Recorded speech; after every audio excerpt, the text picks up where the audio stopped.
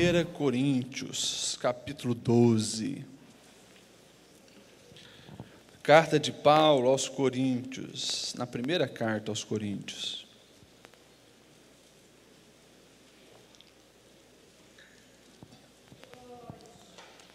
Hoje é um culto de ensinamento, então nós vamos meditarmos juntos um texto para estarmos aqui aprendendo mais sobre a palavra de Deus e hoje sobre ser igreja. 1 Coríntios, capítulo 12, nós vamos ler do versículo 12 ao 27. Os irmãos acharam, amém? Diz assim: Ora, assim como o corpo é uma unidade, embora tenha muitos membros, e todos os membros, mesmo sendo muitos, formam um só corpo, assim também com respeito a Cristo.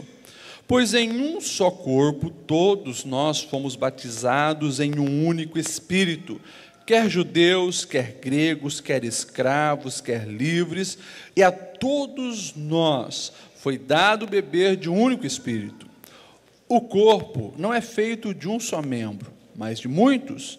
Se o pé disser, por que não sou mão, não pertence ao corpo, nem por isso deixa de fazer parte do corpo. E se o ouvido disser, por que não sou olho, não pertence só ao corpo, nem por isso deixa de fazer parte do corpo. Se todo o corpo fosse olho, onde estaria a audição? Se todo o corpo fosse ouvido, onde estaria o olfato? De fato, Deus dispôs cada um dos seus membros no corpo segundo a sua vontade. Se todos fossem um só membro, onde estaria o corpo? Assim, há muitos membros, mas um só corpo. O olho não pode dizer à mão, não preciso de você. E nem a cabeça pode dizer aos pés, não preciso de vocês. Ao contrário, os membros do corpo que parecem mais fracos são indispensáveis. E os membros que pensamos serem menos honrosos, tratamos com especial honra. E os membros que em nós são indecorosos, são tratados com decoro especial. Enquanto os que em nós são decorosos, não precisam ser tratados de maneira especial. Mas Deus estruturou o corpo, dando maior honra aos membros que dela tinha falta, a fim de que não haja divisão no corpo, mas sim que todos os membros tenham igual cuidado uns pelos outros. Quando um membro sofre, todos os outros sofrem com ele. Quando um membro é honrado, todos os outros se alegram com ele. Ora, vocês são o corpo de Cristo, e cada um de vocês, individualmente, é membro desse corpo. Amém? Que ele está sentado.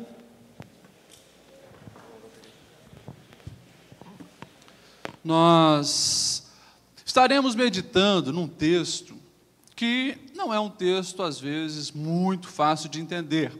Os próprios teólogos, ficam em dúvida a respeito se isso era um objetivo, se era algo possível, mas de todas as comparações que nós vemos o apóstolo Paulo fazendo, a comparação que ele faz da igreja com um corpo humano, é um dos exemplos, eu creio, mais belo da Bíblia. E o próprio Paulo, pela maneira que ele falava, percebia que das comparações que ele fez, dessas analogias que ele fez, ele gostava muito da analogia do corpo humano. Na carta de 1 Coríntios, nós precisamos sempre lembrar dessa igreja. Uma igreja, como todas, digamos assim, as outras cidades, composta de pessoas imperfeitas, que tinham seus problemas de querer se dividir. Se a gente se lembrar do começo da carta aos Coríntios, um gostava de Paulo, um de Apolo, falava o outro, não, eu sou de Cristo, o outro, eu sou de Pedro, queria meio se dividir, e também era uma igreja que vivia em discussão pela questão dos dons espirituais. Qual dom é mais importante? Eu tenho esse, ele não tem. E isso estava causando alguns problemas para aquela igreja. A analogia do corpo humano usada por Paulo, ela serve muito para nós como igreja hoje. Nós aqui em Blumenau, a igreja aqui de Blumenau, que estamos aí com esse tema, é tempo de ser instrumentos nas mãos do Mestre, precisamos ser uma bênção também aqui, na igreja local, para a igreja local. E eu separei 3 coisas importantes, olhando esse texto, que nós precisamos entender sobre igreja, para que nós venhamos realmente ser bênção onde nós estamos, para que nós venhamos realmente fazer a diferença, ser relevante como igreja. Primeira coisa que nós precisamos entender, e nessa leitura que fizemos aparece bem claro, lá no capítulo 18, quando Paulo diz assim: de fato, Deus dispôs cada um dos membros no corpo segundo a sua vontade. Primeira coisa que nós precisamos entender sobre igreja: a igreja é de Deus. A igreja é de Deus. E isso faz toda a diferença quando nós entendemos na essência. Muitas pessoas hoje ainda confundem a expressão igreja. Alguns pensam que quando nós falamos em igreja, se trata dos templos. No vocabulário português também se entende isso, né? Desde a Idade Média, quando as catedrais eram edificadas, se falava igreja. Por quê? Porque as pessoas que compunham a igreja iam para aquele lugar. Mas igreja somos nós, o corpo de Cristo. Isso aqui é uma construção onde nós nos reunimos e nos encontramos. Não está errado dizer, eu vou à igreja, querendo nos referir a que vai nesse lugar, no vocabulário português. Mas quando nós olhamos isso teologicamente, espiritualmente, igreja sou eu, igreja é você. E toda vez que a Bíblia usa a expressão igreja, né, a eclésia ou assembleia, está falando de mim e de você, da nossa reunião, da nossa unidade, esse corpo de Cristo. Então, igreja é isso. E uma coisa importante, né, como eu falei, nós precisamos entender que a igreja é de Deus. Igreja, você não escolhe participar. Você pode escolher a tua denominação.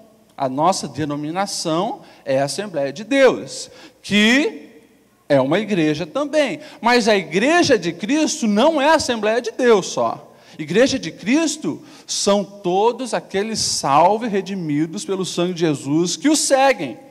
E nós não escolhemos se tornar igreja, ser igreja, sim, como você escolhe torcer para um time de futebol, como você escolhe a sua denominação, não. Nós nos tornamos igreja a partir do momento que temos a nossa experiência com Cristo e que colocamos Ele como nosso referencial de vida, desejamos segui-lo, desejamos negar a nós mesmos e seguir o Mestre, caminhar nas pegadas dEle. Nisso você se torna igreja, mas você não pode escolher, eu vou ser dessa igreja e não daquela, né? Você se torna igreja quando aceita a Jesus Cristo. Então, isso é igreja. Não apenas a Assembleia de Deus, mas o corpo de Cristo, os salvos e lavados pelo sangue de Cristo. Isso nós precisamos entender. E aí, já descartamos aquela questão que hoje já está bem melhor, mas muitos assembleianos, né, achavam que só eles eram a igreja de Cristo. Só nós somos os certos, o resto está tudo errado, né, e assim por diante. Não, igreja somos nós, eu e você, mas todos aqueles que pertencem ao sangue, foram lavados pelo sangue de Cristo, que estão vivendo uma vida em santidade com Cristo. Pode ser da presbiteriana, pode ser da batista, pode ser da metodista, pode ser de tantas outras. Lembrando, a gente, claro, não pode generalizar e falar de todas, porque existe um caminho a seguir, que é o exemplo de Cristo. Quando nós entendemos isso, irmãos, que a igreja é de Deus, e que nós fazemos parte desse corpo, primeira coisa que nós começamos a fazer é obedecer a Deus, é acabar com tudo aquilo que impede o crescimento da igreja, impede o agir de Deus através da nossa vida. Você já parou para imaginar? Eu não conheço muito de anatomia humana, e nem de neurologia, né? Mas sabemos que os comandos que a cabeça dá, o cérebro dá, né, eles passam por todo o corpo. E todos esses movimentos que eu estou fazendo, a própria ciência diz que antes passa por aqui. São comandos dados por aqui. Agora, você imagine o corpo de Cristo, né? Dentro dessa analogia que Paulo nos deixou. Deus com vontade de fazer tantas coisas maravilhosas aqui na terra, com as pessoas, né? E a gente começa a dar mais atenção a outros sinais. Sinais de fora, né? Sinais de pessoas que tentam tomar o lugar do cabeça. Você imagine que confusão seria. Confusão seria. E na nossa imperfeição de ser humano, nós precisamos estar atento para sempre estarmos conectados a esse cabeça. E não existe outra forma de nós estarmos conectados já na prática, se não conhecermos a palavra de Deus e estarmos debaixo diariamente da autoridade do Espírito Santo.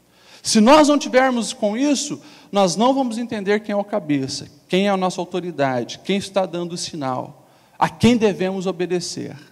E daí surgem essas inúmeras complicações que estamos vendo. Irmãos, nós olhamos a igreja durante, esses 2000 anos de história. Você vai ver que sempre, desde o início, surgiu outras pessoas, outras lideranças, outras infiltrações, tentando fazer-nos incompreender a verdade, que Deus é o dono da igreja, portanto, a autoridade máxima. Precisamos entender que Ele é o dono da igreja, e segundo, nós precisamos entender que pertencemos a esse corpo. Mas, e aí começa a entrar as complicações, todos somos diferentes. É a diversidade na unidade. Se eu pegar aqui e começar a conversar com vocês, ou se você sentar ali no banco da praça, começar a observar as pessoas que entram aqui, você vai ver uma senhora idosa entrando com um coquezinho, com saia mais longa, né? Você vai ver um jovem, às vezes, vestido meio de skatista. Alguns entram com skate, colocam o skate debaixo do banco. Você vai ver um doutor entrando, alguém que conhece muito, tem as suas formações. Você vai ver um analfabeto também, você vai dar paz do Senhor para ele. Às vezes ele vai falar algumas palavras erradas. Nós temos a nossa diversidade, mas estamos todos no mesmo corpo, pois fazemos parte dessa unidade. O sangue que passa na mão é o mesmo sangue que passa no pé. O sangue que passa na orelha é o mesmo que passa no nariz. E aí, Paulo deixa bem claro, quando nós bebemos da mesma fonte, por mais que nós temos as nossas diferenças, a minha personalidade é totalmente diferente da personalidade de cada um de vocês. Mas, por nós termos bebido na mesma fonte, sermos batizados pelo mesmo Espírito, nós vamos ter as coisas principais como nosso foco. Nós vamos ter aquilo que é o principal, que é convergido, que é a convergência.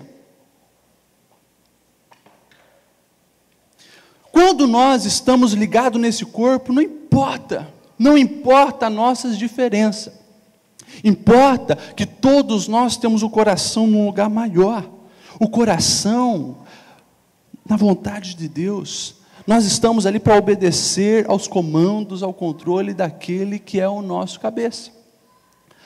E daí, quando nós entendemos que somos diferentes, mas pertencemos a essa unidade, alguns perigos, eles começam a cair por terra. Aqui nós vemos o próprio Paulo falando o perigo de pensar que todos devem ser igual. E ele diz assim, olha, o corpo não é feito de um só membro, mas de muitos. Né? Se o pé disser, olha, porque eu não sou mão, eu não pertenço ao corpo, nem por isso ele deixa de fazer parte do corpo. E se o ouvido disser, porque eu não sou o olho, não pertenço ao corpo, nem por isso deixa de fazer parte do corpo. Se todo o corpo fosse o olho, onde estaria a audição? Se todo o corpo fosse o ouvido, onde estaria o olfato? Ou seja, Paulo, ele usa a analogia do corpo, ele diz, olha, nós somos diferentes e nessa diversidade há lugar para todos. Você imagine um corpo feito só de mão, né? Os olhos fossem mão, o nariz fosse mão, a boca fosse mão, seria um monstro horrível, não seria um corpo humano, seria um monstro horrível. Mas, eu lembro, quando nós não entendemos que nós somos diferentes, quando nós não entendemos essa diversidade, e queremos que as outras pessoas ajam como nós agimos, se vistam como nós vestimos, tenham a mesma visão a respeito de tudo como nós temos, em vez de nos respeitarmos e lutarmos por aquilo que o cabeça está mandando, o cabeça está apontando, o cabeça está dizendo que é para fazer, nós começamos então a nos degladiar. E queremos então pegar e moldar as pessoas conforme a nossa imagem e a nossa semelhança. E por isso, a grande dificuldade de alguns teólogos, e até muitas vezes nós mesmos, entender essa analogia que Paulo faz, porque é complicado, né? Falar algo tão lindo que é o corpo humano, que, né, funciona tão bem, é fantástico isso que Deus criou, né? A gente faz as coisas pelos sinais que você recebe, mas inconscientemente, sem percebermos, e agora ele compara isso com a igreja, pessoas pecadoras, pessoas falhas, pessoas, né, que pensam tão diferentemente, e agora ele quer ver a mesma sincronia no corpo de Cristo, como há sincronia no corpo. Por isso essa dificuldade, e por isso a grande necessidade de entendermos quem é o cabeça, e de que nós estamos nessa unidade, mesmo sendo diferentes. Como é ruim quando nós pensamos apenas dessa forma quadradinha, que todos têm que se encaixar na nossa realidade. Paulo estava falando isso porque na igreja de Corinto, eles estavam colocando então os seus rótulos. Olha, todos aqui têm que profetizar. Todos têm que profetizar. Se você tem dom de sabedoria, já não serve. Se você fala em línguas, não serve. Tem que profetizar. Então, estava acontecendo vários problemas. E muitas vezes nas nossas igrejas hoje é um culto de ensinamento, irmãos. Eu vou falar algumas verdades, porque eu penso que todos nós precisamos crescer nisso. É o caso de muitas vezes achar que todos têm que saber pregar, todos têm que saber cantar, todos têm que se vestir, né, desse jeito. Claro que aqui eu não estou falando de decência ou não decência. Isso é um risco de nós estarmos transformando o corpo de Cristo num monstro, querendo que todos sejam mão. Mas Paulo deixa bem claro, gente, o corpo, ele é feito dessas diferenças, mas o corpo todo está numa sincronia debaixo do cabeça. Ele também diz que cada parte é indispensável. Lá no versículo 21 ele diz, olha, o olho não pode dizer à mão, não preciso de você, e nem a cabeça dizer aos pés, não preciso de você.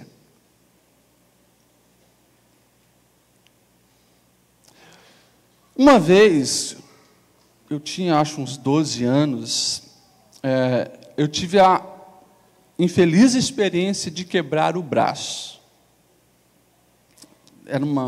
Tinha saído aquele maldito roller, né? Eram padinhas com as rodas tudo assim, uma atrás da outra, e fui experimentar, não sabia, né? Primeira colocada, uma queda, vai colocar a mão, né, para proteger, quebrei o braço. Ali eu comecei a perceber quanta falta fazia o meu braço direito. Era para tudo, para colocar uma meia no pé, né? Para beber uma água, para escovar os dentes, né? Mesmo a mão esquerda estando ali. São coisas assim, né, que a gente começa a perceber e a valorizar quando a gente perde, né? E você pode perguntar para qualquer um que talvez perde uma pontinha de um dedo. Aquilo lá já faz falta. Todas as partes do corpo, elas são indispensáveis. Todas têm a mesma importância. E, aproveitando esse culto de ensinamento, a gente precisa trazer isso para a nossa realidade. Trazer para a nossa vida o que o apóstolo Paulo estava dizendo para o povo dele naquela época. Se todos somos indispensáveis, né, Paulo questionava, por que essa síndrome de superioridade e essa síndrome de inferioridade? Por que aquele que faz isso se acha um maioral, acha que ele é melhor, enquanto o outro que faz aquilo se acha menor? Por que muitas vezes na igreja se valoriza tanto, tal pessoa, porque ela canta muito bem, mas não valoriza tanto o porteiro lá, fica lá. Valoriza-se muito um e desvaloriza outro. E às vezes uma pessoa, a própria pessoa diz, mas eu não sirvo para nada, eu só sei fazer essa coisinha aqui, o outro, não, eu sei fazer isso. E esses problemas vai prejudicando o corpo de Cristo, vai prejudicando a igreja, quando nós não entendemos que somos iguais e temos a mesma importância. Certa vez o olho quis se gabar, porque ele viu uma visão muito linda de um pomar e quis se exaltar pelo privilégio que ele tinha de ver. As pernas reivindicaram, o que adianta você ver, mas não poder chegar até lá? A mão falou, mas o que adianta estar lá e não poder pegar nas frutas? E daí a boca disse, mas o que adianta você chegar lá, poder pegar na fruta e não poder comer? Todas as partes do corpo têm a sua importância. E Paulo queria dizer que não tem menor, não tem maior. Lá em Gálatas 3:26, ele diz, olha, todos vocês são filhos de Deus, mediante a fé em Cristo Jesus. Pois o que em Cristo foram batizados, de Cristo se revestiram. Não há judeu, nem grego, escravo, livre, homem, mulher, todos são um em Cristo Jesus. O Paulo, ele foi um homem que ele entendeu a verdade do Evangelho de uma maneira fantástica. Era um gênio da época, Paulo era um gênio da época, fariseu, mergulhado na lei, mas quando ele teve um encontro com a palavra de Deus, se abriu. E ele é muito doido, Paulo era muito doido em escrever isso aqui. Como que não há judeu nem grego? Os judeus sempre se achavam o povo escolhido, os gregos, pecadores, gentil, raça imunda. Numa sociedade onde a escravatura era normal, os senhores tinham seus escravos. Ele diz, olha, porque em Cristo não há escravo, não há senhor. Não há homem, não há diferença entre homem e mulher, todos são em Cristo. Ele estava assim, gente, assim, falando para os ouvidos da sociedade daquela época, coisas absurdas, mas coisas necessárias que precisavam se ouvir para entender que em Cristo nós somos um, que em Cristo nós realmente somos iguais. E os tempos foram passando, e sempre, durante esses 2000 anos, você vai ver que dentro da igreja, teve pessoas se levantando, querendo fazer tudo isso aqui, distorcer o corpo de Cristo, criando um Frankenstein, criando um monstro. Hoje continua a mesma coisa, mas nós precisamos entender pelo menos essas verdades. Primeiro, a igreja é de Deus. Segundo, nós precisamos entender que pertencemos a um corpo, temos as nossas diferenças, mas somos um. Somos um. E nessa unidade que nós pertencemos, nós somos iguais. Ninguém é dispensável. Todos são importantes. Todos têm a sua função. E daí, irmãos, nós vamos começar a apertar o cerco. Eu hoje me sinto com essa liberdade aqui, de falar de uma maneira bem clara e franca com todos nós. Somos um corpo e nós precisamos crescer em Cristo. Se todos têm a sua utilidade, todos têm a sua importância, por que alguns membros, na prática agora, são ativos e outros estão parados? Se eu pegar essa minha mão, ir ali no hospital, pedir para eles engessar essa minha mão, e ficar assim, com essa minha mão desse jeito, minha mão paradinha, fechada aqui.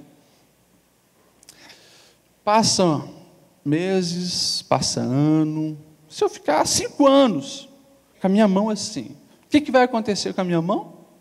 Ela vai atrofiar. Depois que eu tirar aquilo, eu não vou ter mais habilidades que eu tinha, vai ser um processo muito longo, muito dolorido, para essa mão voltar a funcionar bem. No corpo de Cristo, Paulo estava querendo dizer justamente isso. Todos somos iguais, todos temos o nosso valor, mesmo sendo diferente, e todos temos uma função. Se todos têm a função, gente, eu não posso ficar atrofiado.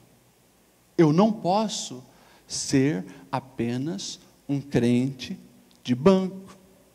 Não posso. Eu não posso. E graças a Deus, como eu falei, na Assembleia de Deus abriu essa visão. Membros ativos não é só quem toca, prega e canta. Membro ativo é quem tem uma palavra de aconselhamento, é quem quer cuidar de uma criança, não tem o dom de pregar, não sabe cantar, mas está lá no berçário, valorizando os pequeninos para os pais poderem estar aqui ouvindo a palavra de Deus. É quem está lá para dar um sorriso para quem chega. É quem se disponibiliza a varrer, a limpar. Todos temos uma função. Não há ninguém no corpo de Cristo, e me desculpe, se você falar, eu não tenho o que fazer no corpo de Cristo, eu vou ficar desconfiado que você não está fazendo parte desse corpo. Todos nós, fomos chamados para estarmos contribuindo para o crescimento desse corpo. Eu preciso estar fazendo alguma coisa. E essa palavra, ela é para todos nós. Essa palavra é para nós, de uma geração muito maluca, muito estranha que nós vivemos hoje, que está aí, né, as pessoas não estão querendo muito compromisso. Eu não vou fazer nada na igreja. Irmãos, cuidado com essa atitude, você está deixando de ser útil no reino de Deus, e pode atrofiar. E aí o grande perigo, às vezes a atrofia leva à amputação. Por isso, eu estou deixando essa palavra bem claro, para que todos nós venhamos estar envolvidos no reino de Deus, na igreja de Cristo.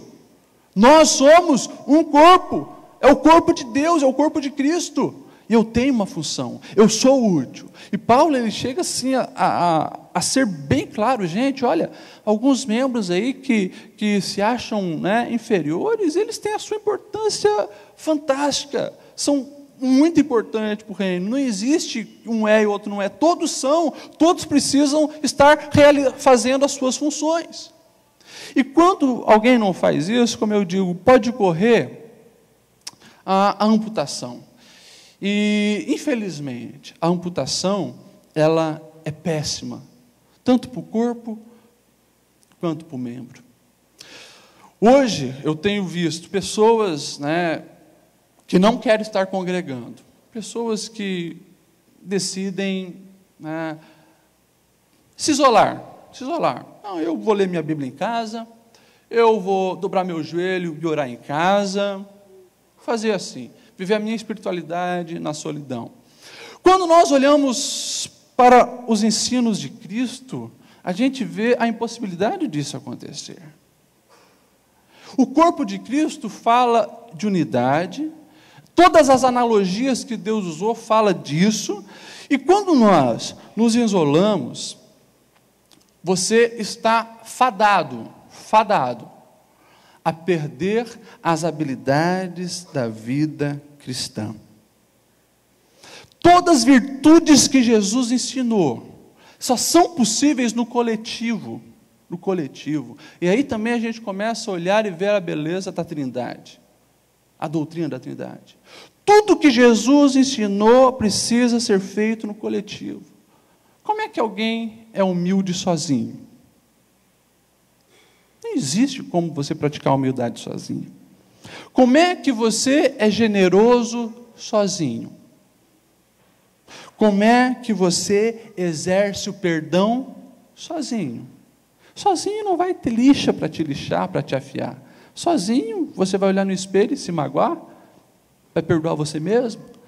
As virtudes cristãs, você pode pegar lá mansidão, amor, e tudo que nós entendemos como as virtudes cristãs, elas são possíveis no coletivo. Não tem como você ser um cristão, você ser igreja sozinho. Igreja fala de coletividade. Vocês estão entendendo, irmãos, essa palavra? Amém? Vocês estão quietinhos hoje? Espero que estejam compreendendo. Vocês estão entendendo a importância do corpo de Cristo? O que é ser igreja? E daí, a gente começa a olhar, né? Poxa, como é lindo essa analogia que Paulo fez, de ser igreja, né? E o corpo de Cristo, de estarmos ligados todos um no outro, todos com o mesmo propósito, debaixo do mesmo cabeça, mesmo sendo diferente, tendo o nosso valor, a nossa importância, exercendo as nossas funções. Mas, pastor, quando eu olho para a igreja, eu já vi aquele irmão fazer isso. Eu já vi aquela irmã fazer isso. Eu já vi um pastor falar uma coisa. Eu já vi o presbítero fazer isso. Nós precisamos entender uma verdade muito importante. E, mais uma vez, nos dias de hoje, isso aqui parece que está mais frequente. Todos os que se reúnem aqui, e não, como eu digo, não só aqui, estão juntos em algum lugar onde a igreja está presente, nem todos beberam da mesma fonte. Nem todos foram batizados no mesmo Espírito. Nem todos foram lavados com o sangue de Cristo. No corpo, às vezes tem coisa estranha. Às vezes não aparece uma ferida. Às vezes não aparece um cisto. No corpo, às vezes, aparecem coisas que não pertencem a ele. Daí você pode dizer, poxa, pastor Lidiel, mas aí você está falando heresia, porque Paulo não falou nada de cisto, Paulo não falou nada, não falou. Mas se você ler outras parábolas, outras passagens, né? Eu lembrei aqui da parábola que Jesus mesmo contou. Você lembra da parábola do joio? Uma linda plantação de trigo. De noite, quando ninguém via, veio o inimigo e ceifou o joio. E daí, o que Jesus disse?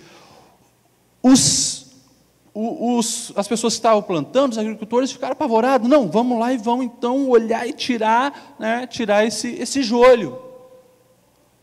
E o que o Senhor daquela plantação disse? Não, deixa crescer. Para que a gente não corra o risco de, junto com esse joio, a gente venha tirar o trigo. Deixa crescer até quando? Até a colheita. E daí sim, depois da colheita, vai estar bem evidente quem que é joio, quem que é o trigo. O joio joga para queimar. Eu entendo. Quando Jesus estava falando dessa parábola, Jesus estava deixando bem claro, olha, a igreja está começando. E vai ter joio até a colheita. Eu entendo, e praticamente todos os teólogos entendem, colheita é o arrebatamento da igreja, é a volta de Cristo. Ou seja,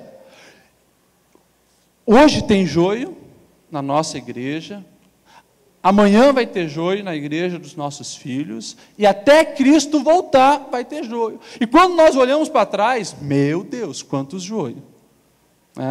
Não só no tempo dos apóstolos, no tempo do próprio Jesus, mas vem vindo. E o problema é isso. O problema é quando o joio começa a ter papel de destaque, liderança, e as pessoas começam a ir atrás do joio, esquecendo quem é o cabeça. Por isso que eu falei a importância do primeiro ponto. A igreja é de Deus, Cristo é o cabeça. Mas quando nós olhamos lá, por volta do 4º século, né? Nós vemos lá o que Constantino fez, né? Parecia algo tão bom, 300 anos inicial da igreja perseguida, né? O próprio Império Romano perseguindo, matando os cristãos, e tal, começa a nível imperial lá com Nero, daí você vai ver todos, chega no pior de todos, Diocleciano, matando os cristãos, arrastando pelas ruas, colocando os cristãos pendurados, e acendia de noite para clarear a cidade, matando os cristãos. Daí surge Constantino, que a maioria dos teólogos e quem estuda a história da igreja começa a entender que ali é um grande divisor de água na história da igreja. Por quê? Porque ele vem com o discurso de que tem que se unir aos cristãos. E no ano de 313, ele promulga o Edito de Milão, igualando o cristianismo com todas as religiões. Os cristãos são livres para exercer a sua espiritualidade. Depois ele institui o cristianismo como religião oficial. A igreja era perseguida nos 300 primeiros séculos, mas era uma igreja pura. Era crente quem era crente, quem estava disposto a morrer pela causa de Cristo. A partir de Constantino, nós vamos ver que ser cristão era conveniente, porque o imperador se tornou cristão. Os bispos, né, os líderes da igreja, que antes eram os primeiros a morrer, agora sentavam na mesa do imperador, disputavam cargos no Estado, e a igreja começa a se corromper. Daqui a pouco vem os bárbaros, né, e os pagãos já do Império Romano começa a vir para dentro da igreja, porque o imperador era, e começa a trazer a sua religião. Daí começa a entrar de uma forma muito mais intensa imagens, veneração a heróis, e tudo que nós vimos na Idade Média, né, da igreja católica, que era a igreja, né, nós temos as nossas raízes no catolicismo também. Tudo isso, nós começamos a perceber que dentro da igreja vai ter feridas, vai ter tumores, vai ter cisto. No meio do trigo vai sempre ter o joio. E grande período da Idade Média, o joio tinha mais voz do que o próprio cabeça. Não porque Deus, mas Deus não tinha controle. Irmãos, a igreja, ela sempre vai ser triunfante. Sempre vai ter o remanescente, aqueles que buscam a Deus verdadeiramente. E quem olhava para aqueles 12 manezão, seguindo Jesus lá no começo, jamais poderia imaginar que há 2000 anos a igreja seria o que é hoje. E quando as pessoas olhavam para a magnitude do Império Romano, jamais iam pensar que aquele império cairia e aqueles 12 mané fariam alguma coisa. Mas por quê? A igreja é de Deus. Se daqui 1000 anos, eu e você, né, já vamos estar mortos, mas se daqui 1000 anos Jesus não tiver voltado, você pode ter certeza, lá vai estar a igreja. Deus preserva o remanescente, Deus preserva aqueles que estão ligados nele. A Google, Microsoft, as maiores empresas hoje, eu não sei se elas vão estar aqui 100 anos de pé. Agora, a igreja vai estar, se Jesus não tiver voltado. Porque a igreja é de Deus. Mas nós que somos igrejas, precisamos estar ligados, para que nós não venhamos estar lá com o joio, e dando atenção para joio. E, eu repito, irmãos, nos nossos dias, como tem joio falando em nome de Deus. Como tem joio tentando se colocar ali no lugar do cabeça. Basta você ligar a televisão. Não vou falar de denominações, mas eu posso te falar uma coisa. De 90% das coisas que passam na televisão, dizendo que é em nome de Deus, infelizmente hoje não é. Como é que você sabe? Porque eu preciso conhecer o cabeça. Qual a instrução do cabeça? Quais os comandos que o cabeça está me mandando? Isso aqui, isso aqui. Por isso que hoje, muitas e muitas, multidões de pessoas pensando que são igreja, mas não são. pensando que são igreja, mas não são. Se esquece disso aqui e começa a dar ouvido porque uma televisão está falando para ele. Cuidado, cuidado. Nós somos igreja de Cristo. Ele é o nosso dono. Quando nós olhamos, ainda dentro dessa comparação que eu estou fazendo sobre esses corpos estranhos no corpo de Cristo, feridas e tal, hoje, irmãos, nós temos que cuidar com algumas coisas. Primeiro, são a questão de amantes do pecado se filtrando no meio do trigo. Tem muitas pessoas vindo à igreja, e nós devemos receber os pecadores assim, de braços abertos. Mas como Cristo, nós devemos dizer, quer se converter em trigo, aceita Jesus, abandona o pecado. Ele mesmo, Paulo mesmo disse, olha, aquele que está em Cristo, nova criatura é, as coisas velhas já passaram, tudo novo se fez. Mas daí, pessoas vêm para a igreja, continuam amando o pecado, e leva o outro junto. Não, fumar o meu cigarrinho aqui não é pecado. De vez em quando dar uma pulada na cerca não é pecado. E assim vai. E quando o corpo não está ligado no cabeça, começa a dar ouvido para isso. Um grande outro problema é o clientelismo dentro da igreja. Pessoas achando que igreja, nessa ótica capitalista, a igreja é um lugar onde, que nem os outros, eu vou no cinema, pago lá para ir no cinema, assisto, depois faço o meu critério, se gostei, não gostei.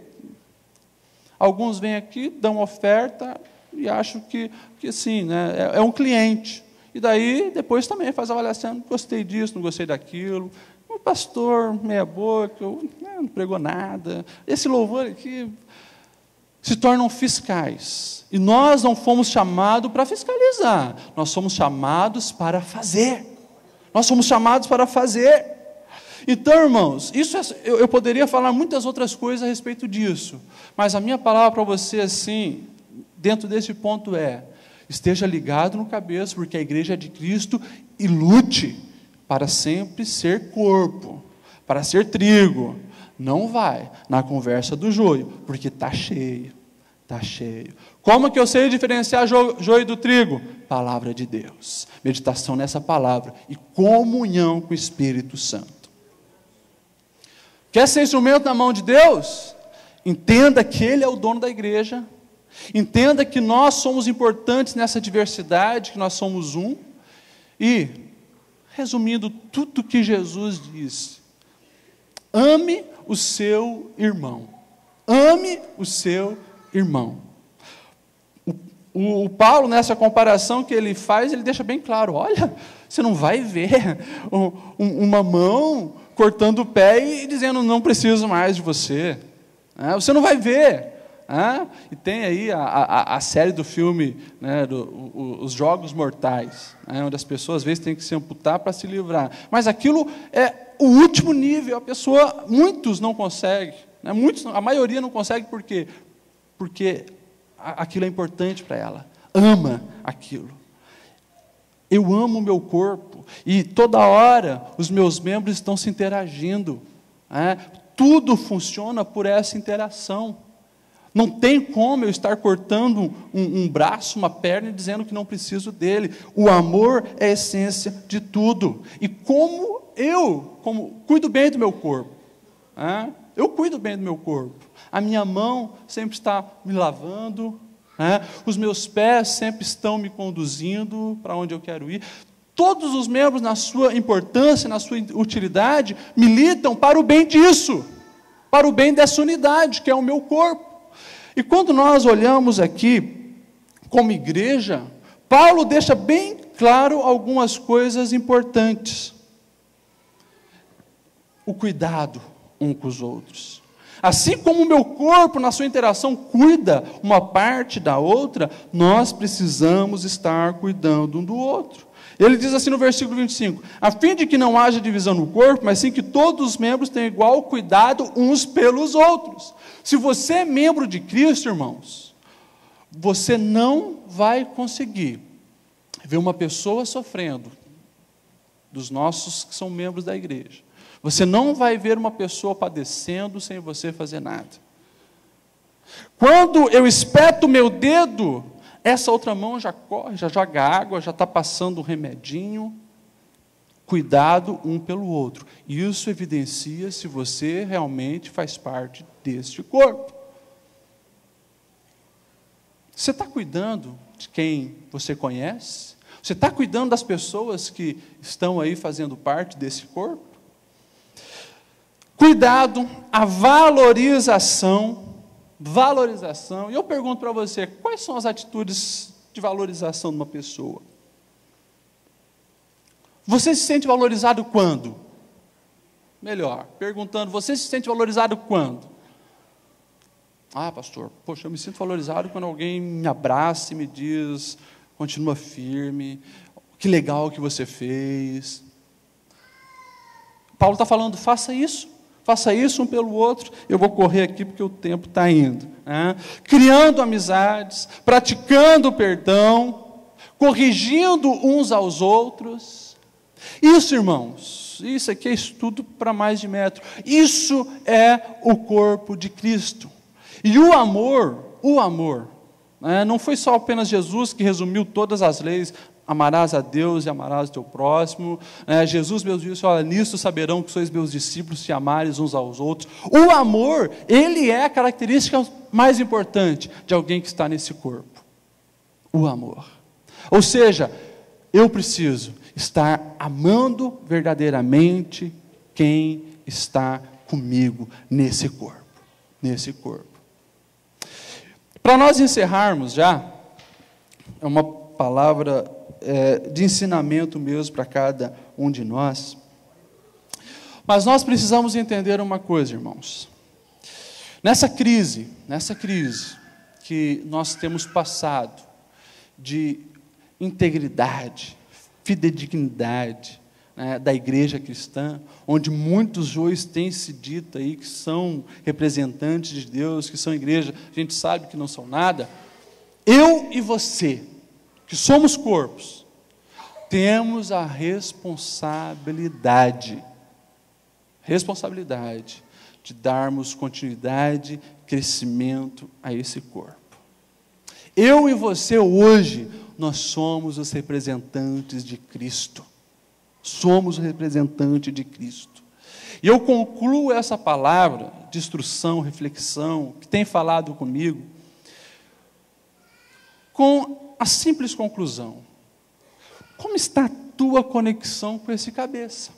Só isso. Quando o meu corpo está funcionando bem, como agora que eu acho que está, penso eu que está, não tem nenhum problema aqui nas minhas ligações, a mente está mandando sinal para segurar o microfone, para falar isso para vocês, para agir dessa forma que eu estou agindo. Assim é Deus. Assim é Deus deseja fazer com cada um de nós.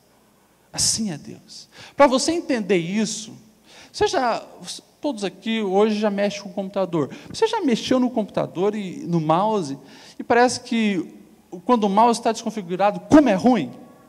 Você quer clicar lá e parece que não vai, emperra. É terrível quando o mouse tem problema. Você imagina então, comparando a tecnologia, que é uma criação humana, que não se compara, não se compara ao corpo humano, à habilidade do corpo humano. Você imagine Deus, desejoso que eu e você façamos isso, realizamos isso, falemos isso, e a gente parece que está emperrado. Não fazemos.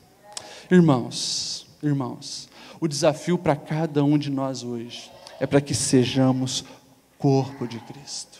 Corpo de Cristo. Quero que você se coloque em pé. E que essa instrução, que essa meditação que nós fizemos hoje, irmãos, venha pelo menos colocar 3 coisas no teu coração. 3 coisas. Primeiro, é você saber que quando você está fazendo alguma coisa, que seja na Igreja Assembleia de Deus, que é uma denominação dentro da Igreja de Cristo, mas se você escolheu estar aqui, que aqui você esteja sendo útil, exercendo tua função, e sendo conduzido por esse cabeça. Quando nós entendemos que Deus é o cabeça, Ele é o dono da igreja, eu sei que o que eu fizer, não é para o pastor Lediel, não é para o pastor Nilton, não é para nenhum dos obreiros. O que eu fizer não é para agradar fulano, agradar ciclano. Eu sei que a igreja é de Deus. E eu vou estar fazendo o meu melhor, porque é para Deus. Eu não vou estar entregando oferta para o crescimento da obra, porque quero que a igreja então melhore isso aqui, quero que a igreja, quero abençoar um pastor. Não é por isso. Quando você dá, é para Deus. Quando você sai adiantado do teu emprego para vir aqui abraçar um irmão, que nem você fez hoje, você sabe que isso é para Deus. Nós precisamos entender isso, irmãos. A igreja é de Deus. A igreja é de Deus. Uma coisa vai acontecer em Blumenau. Se o público que está hoje aqui, não sei quantas pessoas tem aqui, mas 150, sei lá, 200 pessoas. Eu vou mais além. Se metade das pessoas que estão aqui ouvindo essa palavra hoje, e coloco aqui os obreiros, se nós começarmos entendendo essa verdade, que Deus é o cabeça, eu preciso estar obedecendo e cumprindo o comando dEle, baseado no que eu conheço dEle, o que Ele é e o que Ele deixou para mim, nós vamos revolucionar essa cidade. Você está afim disso, irmão? Você está afim disso, irmão? Você está afim de ver o crescimento desse corpo? Está afim de ver realmente mais pessoas fazendo parte desse corpo? Você está afim de ver a obra de Deus acontecer nessa cidade? Sim ou não? Que esse teu sim seja revertido em atitude cada dia. Nós fazemos escolhas a cada minuto, a cada segundo. Você está fazendo uma escolha aqui, de estar ouvindo essa palavra até o final. Que nós viemos a cada minuto da nossa vida fazer a escolha de obedecer o comando que vem do cabeça. Amém? Feche seus olhos, nós vamos orar. Deus, muito obrigado pela tua palavra, Senhor.